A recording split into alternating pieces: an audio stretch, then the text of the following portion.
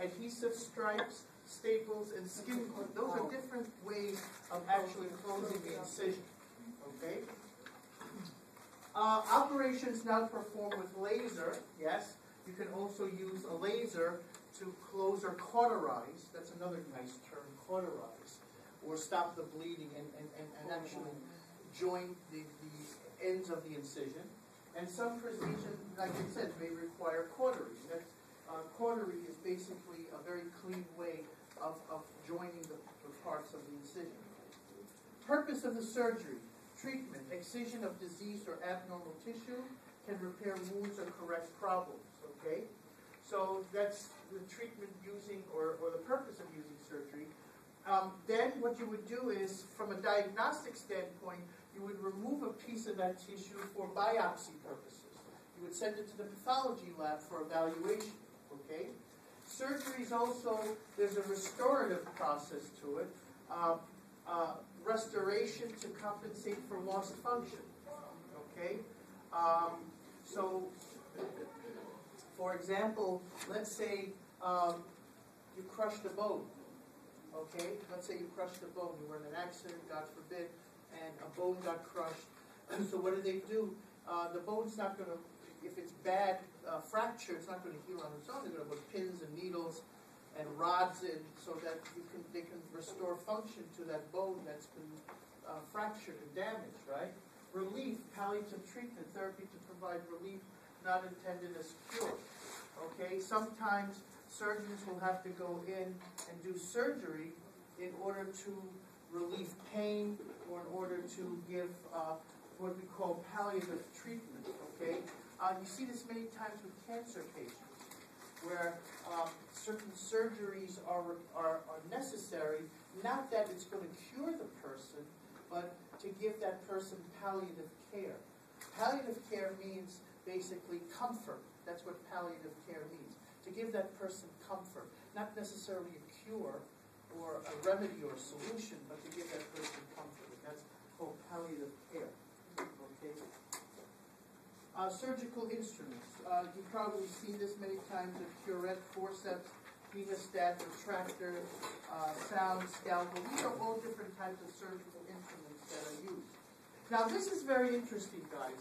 Alternative and complementary medicine. Now, let me just mention a little bit about this concept. You know, we live in the United States. And, Oh, you agree with that? Good. Okay, thank goodness. Okay, everyone's in agreement. See, that's at least one thing we can agree on. We live in the United States. Okay? Now, United States medicine, which has only been around for over 200 years, because, I mean, we officially became a country in 1776, right?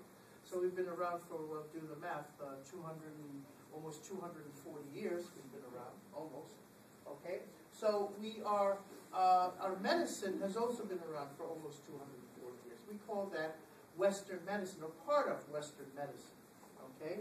However, Western medicine has, only until recently, has not embraced something called alternative and complementary medicine.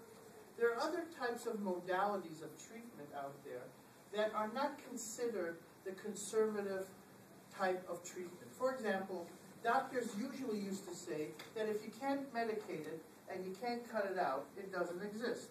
Doctors used to say that. True. You know, American doctors used to say, if you have a medical problem and it can't be medicated, cannot be medicated, and it cannot be cut out, then it therefore doesn't exist. But that's not true, because there are certain conditions and pathologies where even applying traditional Western medicine and surgery doesn't help the problem. Okay? So what do we turn with? We turn to something called alternative medicine. And these are the examples of alternative medicine. Osteopathy, naturopathy, homeopathy, and chiropractic are just a few examples of alternative medicine. Okay?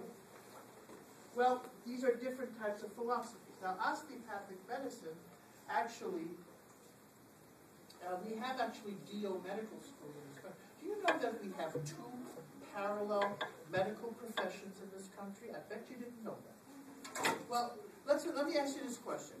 When you go to a physician, okay, what do you expect to see the degree letters after his or her name?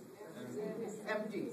Did you know that there's another type of physician? Yes, thank you. And one is right, DO, Doctor of Osteopathic Medicine. It's a misnomer, because when they first started this profession, they called themselves osteopaths.